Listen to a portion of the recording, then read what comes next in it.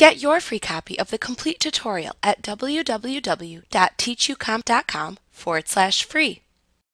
When you first launch Photoshop Elements, the welcome screen appears. This welcome screen contains links to the different major parts of the application.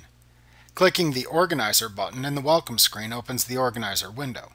The Organizer lets you import, view, and arrange pictures so your image library stays as efficient and organized as possible.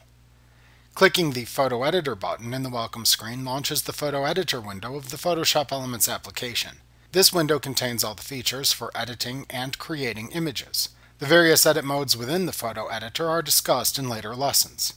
Finally, users of Adobe Photoshop Elements Premiere can click the Video Editor button to open the Video Editor window of that application. This tutorial covers the standard Photoshop Elements application and photo editing. Therefore, you will not need to access the Video Editor during this course.